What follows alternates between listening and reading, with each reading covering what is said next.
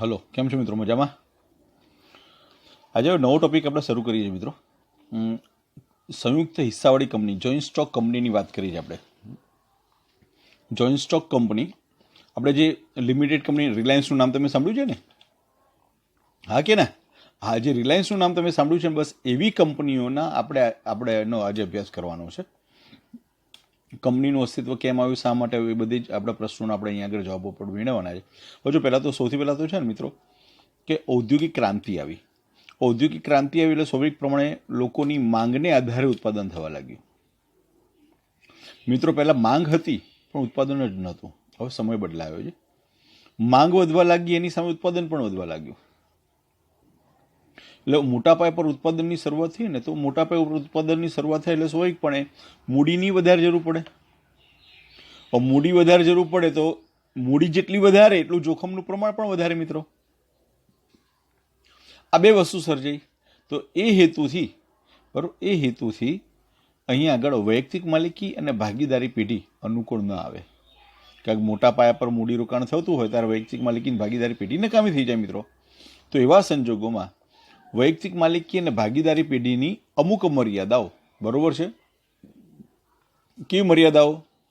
તો કે જો મુખ્યની મર્યાદાઓ કઈ કઈ, તો વૈયક્તિક માલિકીની એક તો અમર્યાદિત જવાબદારી, પછી મૂડીની મર્યાદા, ટૂંકું આયુષ્ય. આ એની મહત્વની મર્યાદાઓ છે વૈયક્તિક માલિકી અને ભાગીદારી પેઢીની બંનેની. બરાબર, મુખ્ય મર્યાદા કે અમર્યાદિત જવાબદારી, મૂડીની મર્યાદા અને ટૂંકું આયુષ્ય. આ બધી જરૂરિયાત, આ બધી મર્યાદાઓને કારણે કંપની સ્વરૂપ અસ્તિત્વમાં આવ્યું મિત્રો. બરાબર છે. હવે સ્વાભાવિકપણે મોટા પાયા પર જ્યારે મૂડીરોકાણની જરૂર પડતી હોય તો એવા સંજોગોની અંદર આપણે કઈ બાબત જોઈએ, તો કે એ સંજોગોની અંદર છે ને આપણે આપણી મૂડીની પણ સેફ્ટી જોઈએ. બરાબર છે. એટલે મૂડીની સેફ્ટી માટે આપણે એક તો મૂડીની સલામતી, જવાબદારી, જોખમોની વહેંચણી, કાર્યદક્ષ સંચાલન વગેરે અનેક પ્રશ્નોના ઉકેલ માટે નવી ધંધાકીય વ્યવસ્થાનો ઉદ્ભવ થયો, જેને સંયુક્ત હિસ્સાવાળી કંપની, જોઈન્ટ સ્ટોક કંપની કહે છે મિત્રો. શું કહે છે? સંયુક્ત હિસ્સાવાળી કંપની, જોઈન્ટ સ્ટોક કંપની કહેવામાં આવે છે, જેને આપણે કંપની તરીકે પણ ઓળખવામાં આવે છે. આ કંપની સ્વરૂપથી શું થયું? તો કે જો મિત્રો, કંપની સ્વરૂપના વિકાસથી વેપાર ઉદ્યોગને ઝડપી વેગ મળ્યો. આથી કંપનીને આર્થિક વિકાસનું એન્જિન, રેલવે એન્જિન જોયું છે ને મિત્રો? હા કે ના? બરોબર, આ એન્જિન, હા એન્જિન હોય તો ડબ્બા આગળ વધે કે ના વધે? તો બસ એ જ રીતે કંપનીને શું કહ્યું છે? તો કે કંપનીને આર્થિક વિકાસનું એન્જિન કહ્યું છે. બરોબર છે. હવે આ બધું કંપનીને આર્થિક વિકાસનું એન્જિન કહ્યું છે, બરોબર છે ને? છુક છુક છુક છુક જાડી, એમાં એન્જિન જે કામ કરે ને એ જ કામ આ કામ કરે. એટલે બધો જ ભાર આ કંપનીઓ લેતી હોય છે વિકાસ માટેનો. તો એના માટે ભારતમાં બરાબર નિયમો રજૂ કરવામાં આવે, ભારતમાં એક કાયદો રજૂ કરવામાં આવે. બરાબર છે. તો નિયમનને આધારે 1956માં કંપની ધારો અસ્તિત્વમાં, ક્યારે? 1956માં કંપની ધારો અસ્તિત્વમાં આવેલો ભારતમાં. અને એના પછી નવો સુધારા સાથે 1/4/2014થી, બરાબર, એટલે 1 એપ્રિલ 2014થી 2013નો નવો કંપની ધારો અમલમાં આવ્યો મિત્રો. પરીક્ષામાં બે પ્રશ્નો પૂછાય, ભાઈ કંપની ધારો ક્યારે અમલમાં આવ્યો? તો 1956માં. નવો કંપની ધારો ક્યારે અમલમાં આવ્યો? તો કે 2013માં. Yes, right, perfect. ખ્યાલ આવી ગયો ને મિત્રો? હા, આ વસ્તુ આપણા માટે મહત્વનું છે મિત્રો. બરોબર છે. હા, હવે આ કંપની નિયમન, બરોબર, એટલે કંપની નિયમન એટલે કંપની ઉપર આપણે જ્યારે નિયમન રાખતા હોય ને એના માટેનો કાયદો, એટલે એને કંપની ધારો કહેવાય. તો 1956માં આવ્યો અને 2013માં આવ્યો. 2013નો જે અમલ, 2013માં જે કાયદો બન્યો ને એનો અમલ ક્યારથી થયો? તો 1/4/2014થી એનો અમલ કરવામાં આવ્યો મિત્રો. ક્લિયર? આપણે આ ઇન્ટ્રોડક્શનની વાત કરીએ, એની પ્રસ્તાવનાની વાત કરી. હવે આપણે વાત કરીએ છીએ કંપનીનો અર્થ. બરોબર છે. કંપનીના અર્થની વાત કરીએ છીએ.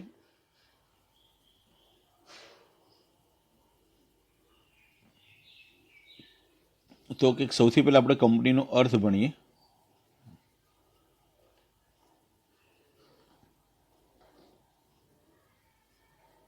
બરોબર, કંપનીનો અર્થ. હવે કંપની એ શું છે? તો કે કંપની છે ને એ કાયદા દ્વારા આવતી કૃત્રિમ વ્યક્તિત્વ ધરાવે છે, અસ્તિત્વમાં આવતી કંપની છે, બરાબર. એટલે શું? કંપનીએ સમાન હેતુ માટે કાયદાથી અસ્તિત્વમાં આવતી કૃત્રિમ વ્યક્તિત્વ છે, બરાબર. એ વ્યક્તિ કેવી છે? કૃત્રિમ છે. કંપની કેવી કહેવાય? કાયદાની દ્રષ્ટિએ કૃત્રિમ વ્યક્તિત્વ કહેવાય, બરાબર. અદ્રશ્ય છે અને અમૂર્ત વ્યક્તિ છે, ક્યારે મૃત્યુ ન પામે એ પ્રકારની અમૂર્ત વ્યક્તિ તરીકેનો એને દરજ્જો આપ્યો છે, બરાબર. એટલા માટે કહ્યું છે company is an artificial individual intangible person in the eye of law. કાયદાની દ્રષ્ટિએ, બરાબર. કોની? કાયદાની દ્રષ્ટિએ કંપની છે, બરાબર. હવે 2013માં કંપની ધારો અસ્તિત્વમાં આવ્યો ને, તો 2013માં જે કંપની ધારા પ્રમાણે એની વ્યાખ્યા અલગ બની મિત્રો. બહુ સરસ વ્યાખ્યા છે. જો કઈ વ્યાખ્યા ખબર છે? કંપની એટલે કે કંપની એટલે શું કે આ કાયદા હેઠળ અથવા અગાઉના કોઈ પણ કાયદા હેઠળ સ્થપાયેલ કંપની. શું? આ કાયદા હેઠળ અથવા અગાઉના કોઈ પણ કાયદા હેઠળ સ્થપાયેલ કંપનીને શું કહેવામાં આવે છે? કંપની કહે છે. કંપની એટલે શું? તો કે આ કાયદા હેઠળ અથવા અગાઉના કોઈ પણ કાયદા હેઠળ સ્થપાયેલ કંપની, બરોબર. એટલે એનો મતલબ શું થયો કે કંપની છે ને એ કાયદા દ્વારા સર્જન થાય છે. કંપનીનું સર્જન કોના દ્વારા થાય છે? કાયદા દ્વારા થાય છે મિત્રો, બરોબર. હવે આપણે એના લક્ષણોની વાત કરીએ, એક પછી એક આપણે એના લક્ષણો સમજતા જઈએ, બરોબર. એટલે ખ્યાલ આવે તો કે ચલો સૌથી પહેલાં છે કાયદેસરનું વ્યક્તિત્વ, બરોબર. એની વાત કરીએ આપણે કોની? કંપનીના લક્ષણોની વાત કરીએ તો કંપની છે મિત્રો બે પ્રકારની છે, private limited company, unlimited company, બરોબર છે. એટલે સંયુક્ત હિસ્સાવાળી joint stock company, Reliance Industries Limited એ મિત્રો જોઈન્ટ સ્ટોક કંપની છે, બરોબર. એપોલો ટાયર્સ લિમિટેડ એ જોઈન્ટ સ્ટોક કંપની છે મિત્રો. ટાટા મોટર્સ લિમિટેડ આ બધી જોઈન્ટ સ્ટોક કંપની છે. તો આપણે આ કંપનીના આપણે શું ભણીએ? હવે લક્ષણો ભણીએ, બરોબર છે. તો પેલું કાયદેસરનું વ્યક્તિત્વ, પહેલું લક્ષણ શું છે? કાયદેસરનું વ્યક્તિત્વ મિત્રો. હવે કાયદેસરના વ્યક્તિત્વમાં શું? તો કે છે ને કંપની શું છે? તો કે કંપનીને અલગ કાનૂની વ્યક્તિત્વ મળે છે. કંપની પોતાના નામથી મિત્રો, કંપની શું કરે? પોતાના નામથી કોર્ટમાં દાવો માંડી શકે છે, કરાર કરી શકે છે અને કંપની સામે કાયદેસરની કાર્યવાહી થઈ શકે છે. કંપની સામે શું કરી શકે છે? કાયદેસરની કાર્યવાહી થઈ શકે છે. હવે કાયદેસરની કાર્યવાહી થતી હોય એટલે સ્વાભાવિકપણે એ બાબત આપણે ધ્યાનમાં રાખવી પડે ને મિત્રો. એટલે પહેલું આપણે કયો ટોપિક ભણ્યા? ચલો યાદ છે ને? પહેલો કયો ટોપિક ભણ્યા આપણે? કાયદેસરનું વ્યક્તિત્વ. હવે જો કંપની છે ને એને અલગ કાયદા દ્વારા અસ્તિત્વમાં મિત્રો, કયું? કાયદા દ્વારા અસ્તિત્વમાં આવે, બરાબર. પોતાના નામથી ઓળખાય, બરાબર. પોતાના નામથી દાવો કરી શકે, બરાબર છે. કોઈની જોડે કરાર કરી શકે અને કોઈની જોડે કાયદેસરનું કાર્યવાહી પણ કરી શકે મિત્રો. હવે એના પછીનું બીજું લક્ષણ છે એનું કાયમી અસ્તિત્વ. કયું લક્ષણ? બીજું લક્ષણ કયું? કાયમી અસ્તિત્વ મિત્રો. કાયમી અસ્તિત્વની વાત કરીએ. જો કાયમી અસ્તિત્વ એટલે શું? તો કે જો કાયદાથી કંપનીને અલગ અસ્તિત્વ પ્રાપ્ત થાય છે તો સ્વાભાવિક છે. હવે કંપની છે ને એના સભ્યો અલગ અસ્તિત્વ ધરાવે છે. એટલે કંપનીના સભ્યો અને કંપની બે અલગ અલગ છે મિત્રો. એટલે જો કંપનીના સભ્યો મૃત્યુ પામે તો કંપની મૃત્યુ પામતી નથી, બરોબર છે. કંપનીનો સભ્ય જો નાદાર થાય તો પણ કંપનીને કશું થતું નથી, બરોબર. હવે માની લો કે કંપનીનો સ્થાપક મૃત્યુ પામે છે તો એના પછી જેની પાસે શેર છે એ આગળ વધારે, એ કંપની આગળ વધતી જાય.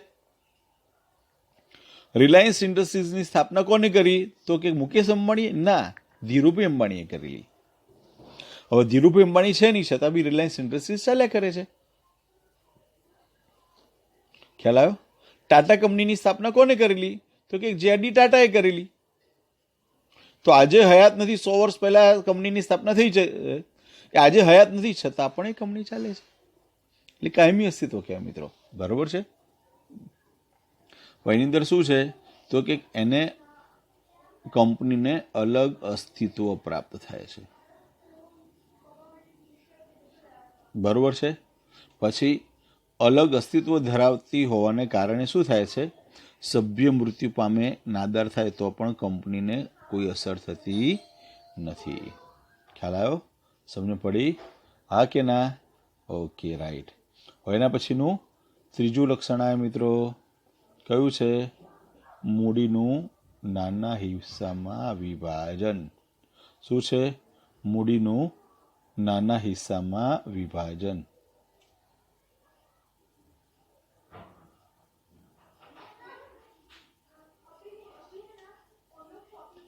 હા, શું છે? નાના હિસ્સામાં વિભાજન. એટલે જો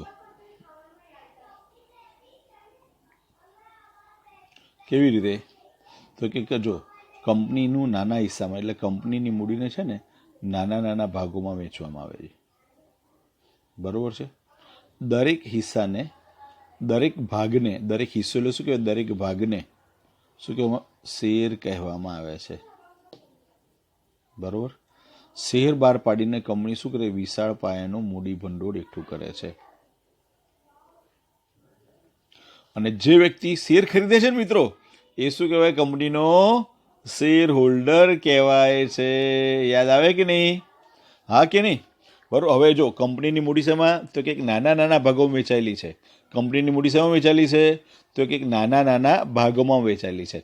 નાના નાના ભાગોમાં વેચાયું હોય, બરાબર છે, તો સ્વાભાવિકપણે આ મૂડી જે તે વ્યક્તિ ખરીદે છે, એટલે એક ભાગ ખરીદે છે. એક ભાગ એટલે એક હિસ્સો. હિસ્સો ખરીદે અને અંગ્રેજીમાં શેર કહેવામાં આવે. જે વ્યક્તિ એ શેર ખરીદે એ કંપનીનો શેર હોલ્ડર કહેવાય. ખ્યાલ આવે છે ને મિત્રો? એકદમ સહેલું છે, મજા આવે એવું છે. ઓકે, રાઈટ, સરસ. ચલો, પહેલો કયો ટોપિક? હવે એના પછી કયો ટોપિક આવ્યા? ત્રીજો ટોપિક પૂરો થયો. હવે શેરની સરળ ફેરબદલી, નવો ટોપિક આવ્યો મિત્રો. કયો? શેરની સરળ ફેરબદલી. હવે આપણે શેરને ઇઝી રીતે આપણે ફેરફાર કરી શકીએ. બરાબર છે? હવે કંપનીની એટલે સરળ ફેરબદલી છે ને, એ કંપનીનું મહત્વનું લક્ષણ કહેવાય મિત્રો. બરાબર છે? હવે જો શેરની ફેરબદલી છે ને, એ કંપનીનું કેવું કહેવાય? મહત્વનું લક્ષણ કહેવાય. એટલે કોઈ એક વ્યક્તિએ શેર ખરીદ્યા હોય તો કંપનીને કાયદાના આધારે એ શેર હોલ્ડર અન્ય વ્યક્તિને એ શેર વેચી શકે છે, અથવા તો અન્ય વ્યક્તિ પાસેથી એ શેર ખરીદી પણ શકે છે. એટલે શેર વેચી પણ શકે અને શેર ખરીદી પણ શકે. બરાબર? આ એનું શું કહેવાય? આ મહત્વનું લક્ષણ છે. બરાબર છે? હવે એના પછી વાત કરીએ છીએ સામાન્ય મહોર. શું વાત કરીએ? સામાન્ય મહોર, કોમન સીલ. બરાબર? તમને ખ્યાલ છે ને? હવે હું તમને એ સમજાવું છું. એ કઈ વસ્તુ, જો તમને તમે છો એનો કોઈ પુરાવો ખરો? એ સાહેબ, આવું તમે છો, બરાબર? એવું? હા. માન લો કે હું પ્રિયેશ છું, તો એનો કોઈ પુરાવો ખરો? હા. શું? આધાર કાર્ડ.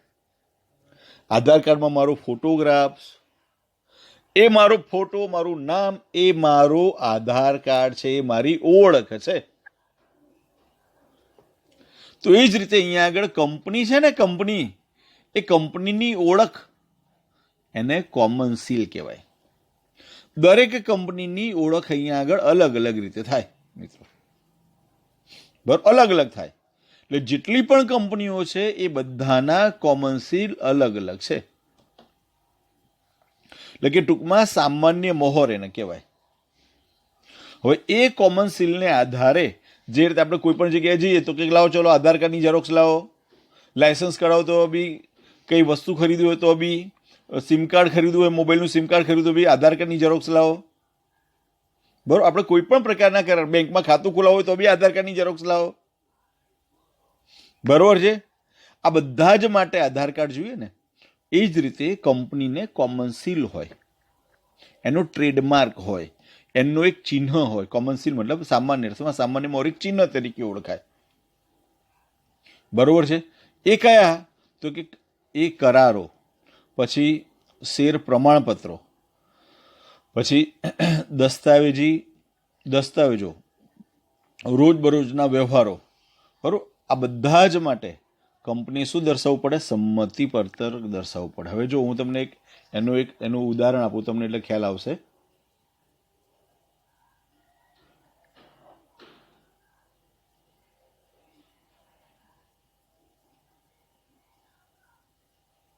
જો આ લેમ્બોર્ગિની તમે નામ સાંભળ્યું હશે. આ લેમ્બોર્ગિનીના ઇયરફોન છે. જો આ લેમ્બોર્ગિનીના ઇયરફોન છે ને, લેમ્બોર્ગિનીનો આ શું છે? એનો સિમ્બોલ છે. જુઓ, તમને ખ્યાલ આવશે. બરોબર છે. લેમ્બોર્ગિનીનો શું છે? આ સિમ્બોલ છે. એનું કોમન સીલ કહેવાય. આ કંપની આના નામે ઓળખાય મિત્રો. આ જે ઓળખાય છે ને એ કંપની કોના આના નામે ઓળખાય? ખ્યાલ આવ્યો તમને? દેખાય છે? હા, એ આવી રીતે આ એનો ચિહ્ન છે. બરોબર છે. આ લેમ્બોર્ગિનીનું છે તો એનું આ એનો સિમ્બોલ છે. બરોબર છે. એ કંપનીની સામાન્ય મોહર કહેવાય. સેમસંગ તો તમે જોયું હશે, સેમસંગનો સિમ્બોલ હોય. બરોબર છે. એ એની સામાન્ય મોહર છે મિત્રો. ખ્યાલ આવ્યો તમને? ખબર પડી? હા, બસ. હવે દરેક કંપનીનો આવો સામાન્ય મોહર અલગ અલગ હોય. બરાબર. દરેક કંપનીનું આવું ચિહ્ન અલગ અલગ હોય. ચિહ્ન અલગ અલગ હોય એટલે એ પ્રમાણે કામ થાય. એટલે કે કરારો કરી શકે, શેર પ્રમાણપત્રો, દસ્તાવેજો, રોજબરોજના વ્યવહારોમાં કંપનીની સંમતિ દર્શાવવા માટે સામાન્ય મોહર લગાવવામાં આવે છે. કંપનીની સંમતિ દર્શાવવા માટે શું કરવામાં આવે છે? આ બધું સામાન્ય મોહર લગાવવામાં આવે છે. સામાન્ય મોહરને આધારે કંપની પોતાની ઓળખ ઊભી કરે છે. ક્લિયર? સમજ પડી ગઈ ને? હા. એના પછીનો ટોપિક છે સંચાલન. હવે કંપનીમાં સંચાલન કોણ કરે એની વાત છે. બરોબર છે. તો કે જુઓ, એનો છઠ્ઠો ટોપિક આવે આપણે સંચાલન. બરોબર છે. તો સંચાલનની અંદર શું છે કે કંપની કૃત્રિમ વ્યક્તિત્વ હોવાથી કંપનીના આવેદનપત્ર એટલે મેમોરેન્ડમ ઓફ એસોસિએશન MA તરીકે ઓળખાય. શું કહેવાય? Memorandum of association. અને નિયમન પત્ર આર્ટિકલ્સ એસોસિએશનને આધીન રહીને સંચાલક મંડળ બોર્ડ ઓફ ડિરેક્ટર્સ કંપનીનું સંચાલન કરે છે. બરાબર. હવે સમજો મિત્રો, હવે કોઈ પણ કંપની હોય ને તો કોઈ પણ કંપનીની સ્થાપના કરીએ એટલે સૌથી પહેલાં આવેદનપત્ર બનાવવામાં આવે. આવેદનપત્ર બનાવવામાં આવે એટલે આવેદનપત્રમાં એટલે કે કંપની કયા કાર્યો કરશે, કંપનીમાં સંચાલક કોણ રહેશે, કંપનીની મૂડી કેટલી છે, કંપની કઈ જગ્યાએ છે, કંપનીની રજિસ્ટર ઓફિસ કઈ જગ્યાએ છે, આ બધી જ વિગતો આવેદનપત્રમાં લખેલી હોય. આ તમામ વિગતો આવેદનપત્રમાં મિત્રો લખેલી હોય. બરાબર. પછી એટલે એને મેમોરેન્ડમ ઓફ એસોસિએશન કહેવાય. પછી વાત કરીએ નિયમન પત્ર. એને શું કહેવાય? Articles of association. Articles of association મતલબ નિયમન પત્રમાં કંપનીના લીગલી કાયદેસરનું અસ્તિત્વ ધરાવતા બધા નિયમો રજૂ કરેલા હોય. રોજબરોજનો વહીવટ કરવા માટેના નિયમો એમાં રજૂ કરેલા હોય. બરોબર છે.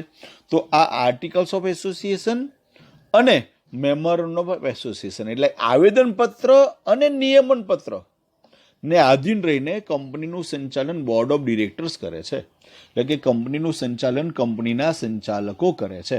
આ કંપનીના સંચાલકો જે કરે બોર્ડ ઓફ ડિરેક્ટર્સ મતલબ સંચાલક મંડળ કહેવાય. તો પ્રશ્ન એ થાય કે સંચાલક મંડળની નિમણૂક કોણ કરે? થાય કે ના થાય? તો કે સંચાલક મંડળની નિમણૂક શેર હોલ્ડરો દ્વારા કરવામાં આવે. એટલે કે શેર હોલ્ડરો પોતાના પ્રતિનિધિઓમાંથી, બરોબર, શેર હોલ્ડરો પોતાનામાંથી પ્રતિનિધિની શું કરે છે? ચૂંટણી કરે છે. એટલે ઇલેક્શન કરે છે, જેને સંચાલક તરીકે ઓળખવામાં આવે છે. સામાન્ય અર્થમાં એવું કહી શકે કે જે વ્યક્તિ વધારે શેર ખરીદ્યા હોય ને એ વ્યક્તિ એનું સંચાલન કરે. એટલે શું કહેવાય? જેને સંચાલક કહે છે. બરાબર. સંચાલકો સામૂહિક રીતે સંચાલક મંડળ તરીકે ઓળખાય છે. સંચાલકો કેવી રીતે ઓળખાય? તો કે સામૂહિક રીતે જે બધા ભેગા થાય ને તો સંચાલક મંડળ તરીકે ઓળખાય. અને આ બધા ભેગા થઈ કંપનીનું સંચાલન કરે છે. હવે આ સંચાલક મંડળની અંદર કોઈ એક વ્યક્તિની, ફરી પાછા એમાંથી કોઈ એક વ્યક્તિની નિમણૂક કરવામાં આવે. એ જે વ્યક્તિની નિમણૂક કરવામાં આવે એને MD કહેવામાં આવે. શું કહેવામાં? MD. શું કહેવાય? Managing director. બીજા શબ્દોમાં મુખ્ય કહેવાય ચેરમેન. ત્રીજા શબ્દોમાં કહેવાય પ્રમુખ.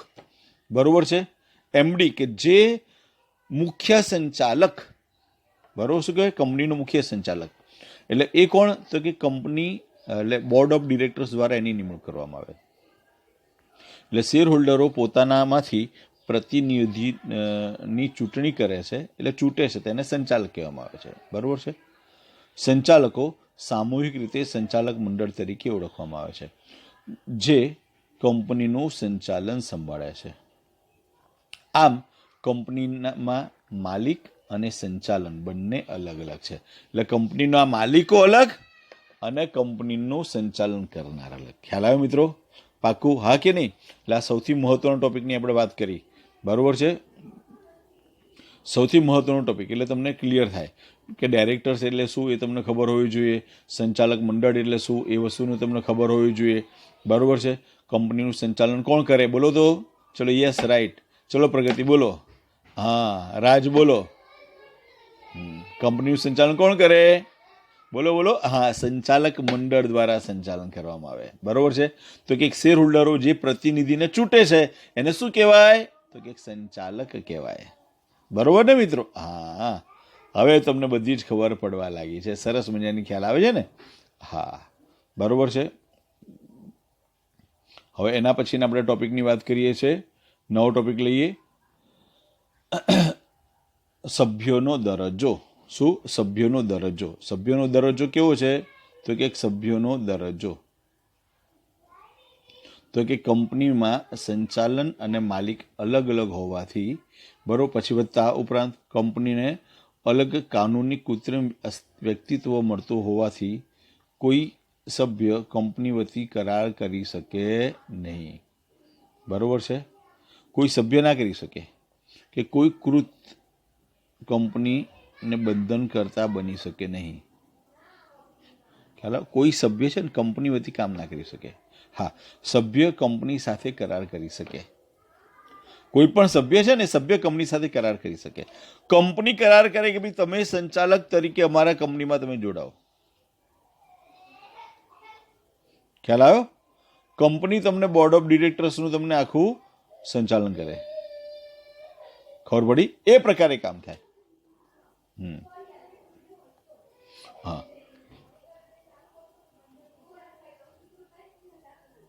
હવે એના પછી વાત કરીએ સભ્ય સંખ્યા.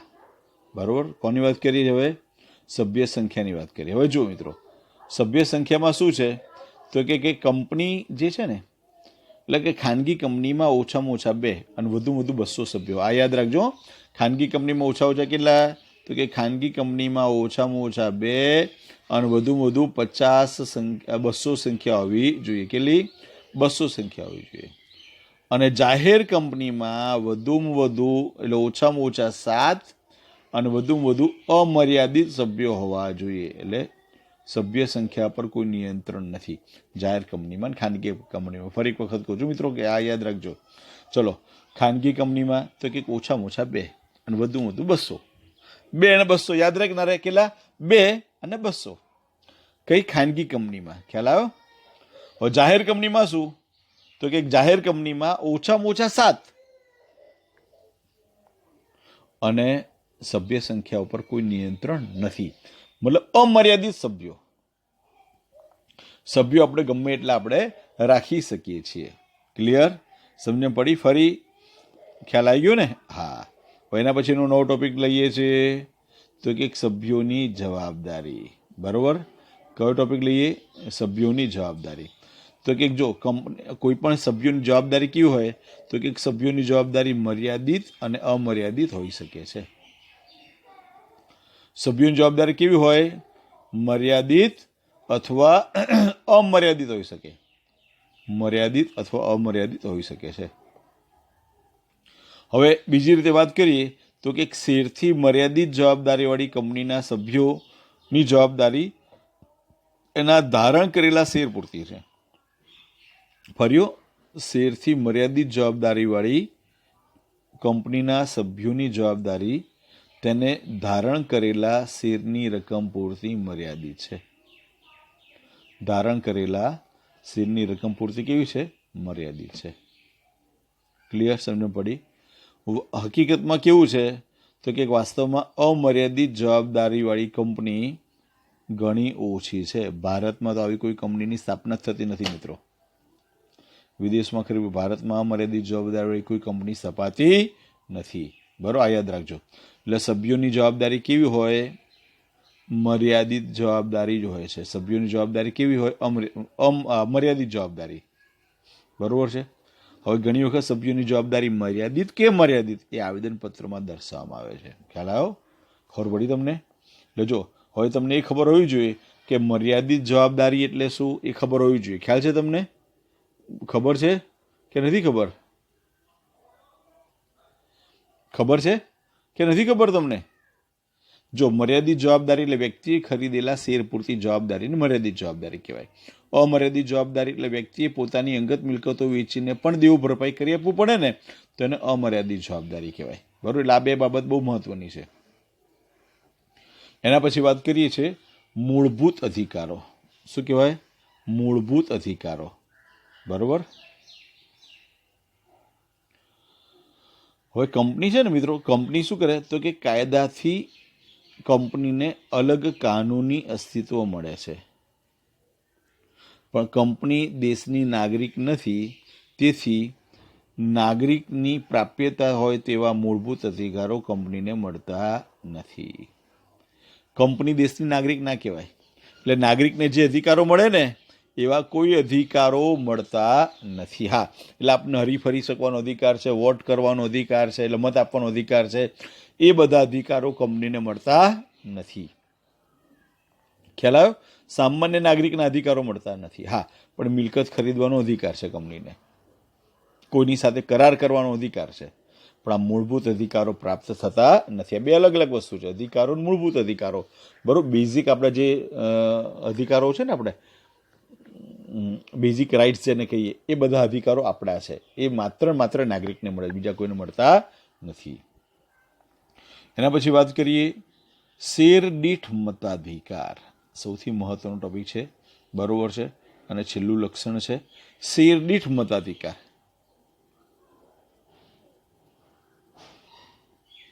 હવે કંપનીની અંદર જેટલા લોકો શેર, હવે જો કંપનીમાં જે વ્યક્તિ શેર ખરીદે સભ્ય બને, બરાબર, એ શેર હોલ્ડર બને.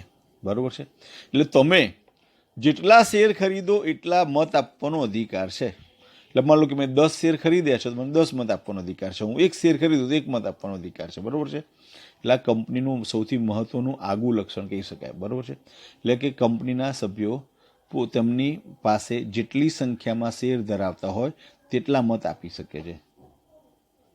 એટલે શેરની સરળ ફેરબદલી, શેર દીઠ મત એ કંપનીની આગવી લાક્ષણિકતા છે મિત્રો. આજે હું 10 શેર ખરીદ્યો, મારી જોડે 10 મત આપવાનો અધિકાર છે. 1 શેર ખરીદ્યો 1 મત આપવાનો અધિકાર છે. 100 શેર ખરીદ્યો 100 મત આપવાનો અધિકાર છે. બરોબર છે. એટલે જો શેરની સરળ ફેરબદલી અને શેર દીઠ મત એ કંપનીની આગવી લાક્ષણિકતા છે. ક્લિયર? તમને પડ્યું મિત્રો? હા કે નહીં? બરોબર. અહીંયા આગળ આખો ટોપિક છે ને, આપણે આ બધા જ લક્ષણો એના પૂરા કર્યા. બરોબર છે. બધા લક્ષણો આપણે છે ને, બધા લક્ષણો અહીંયા આગળ પૂરા થયા.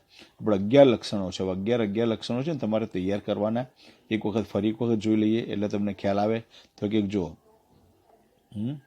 પેલા કાયદેસરનું વ્યક્તિત્વ, પછી કાયમી અસ્તિત્વ, પછી મૂડીનું નાના હિસ્સામાં વિભાજન, શેરની સરળ ફેરબદલી, સામાન્ય મહોર, સંચાલન, સભ્યોનો દરજ્જો, સભ્ય સંખ્યા, સભ્યોની જવાબદારી, મૂળભૂત અધિકારો, શેર દીઠ મતાધિકાર. મિત્રો બરોબર છે. આ તમામ આજે જે લક્ષણો છે, લક્ષણો તમારે તૈયાર કરવાના છે, અને તૈયાર કરી આ પરીક્ષામાં પ્રશ્ન પૂછાય છે જ, તૈયાર કરી અને એક વખત લખવાના છે. બરોબર છે. તો આ લેક્ચરમાં મિત્રો આપણે આટલું જ રાખીએ છીએ. બરોબર છે. આ ખાસ બાબત છે, આ વસ્તુ આટલી તમારી યાદ રાખી લેજો. હા, અર્થ તૈયાર કરવાનો અને એના લક્ષણો તૈયાર કરવાના. આ પરીક્ષામાં 5 માર્કનો પ્રશ્ન પૂછાય જ. બરોબર છે. ઓકે.